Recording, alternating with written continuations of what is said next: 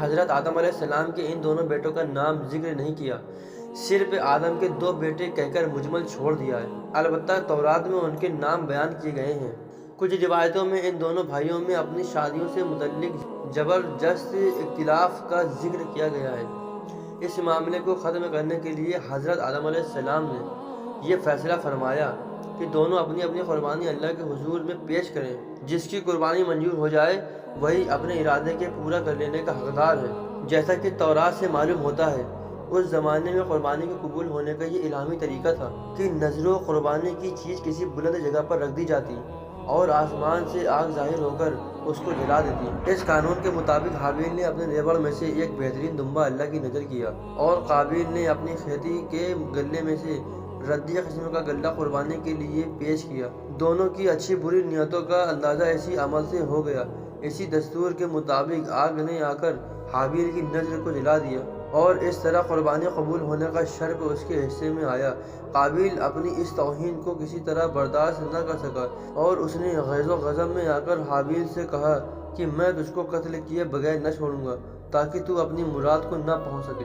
حابیل نے جواب دیا، میں تو کسی طرح تجھ پر ہاتھ نہ اٹھاؤں گا، باقی تیری جو مرضی آئے وہ کر۔ رہا قربانی کا معاملہ، سو اللہ کے یہاں نیک نیت ہی کی نذر قبول ہو سکتی ہے، وہاں بد نیت کی نہ دھمکی کام آ سکتی ہے اور نہ بے وجہ غم و غصہ۔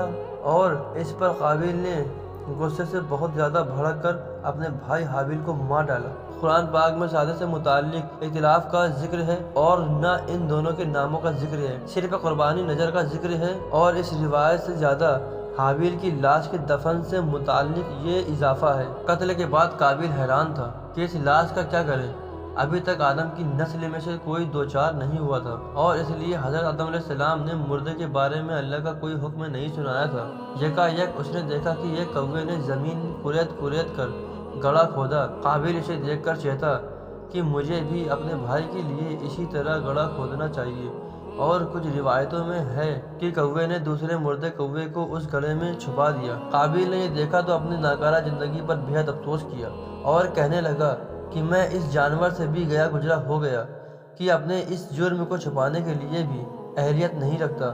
شرمندگی اور افسوس سے سر جھکا لیا اور پھر اسی طرح اپنے بھائی کی لاش کو مٹی کے حوالے کر دیا۔ اس واقعے کے بیان کے بعد قرآن پاک میں آتا ہے، اسی وجہ سے لکھا ہم نے بنی اسرائیل پر کہ جو قتل کرے ایک جان کو بلا عوض جان کے یا فساد کرنے کی غرض سے تو گویا اس نے قتل کر ڈالا ان سب لوگوں کو، اور جس نے زندہ رکھا ایک جان کو تو گویا زندہ کر دیا سب لوگوں کو۔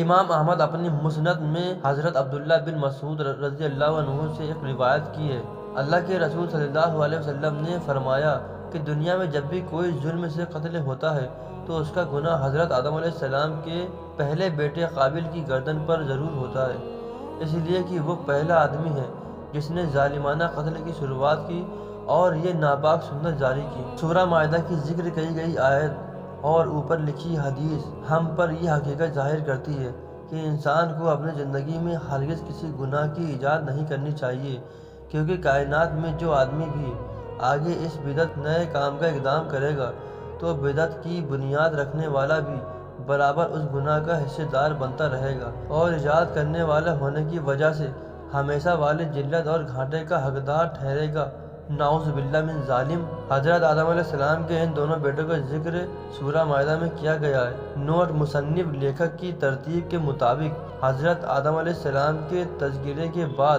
حضرت نوح علیہ السلام کا ذکر کیا جاتا ہے۔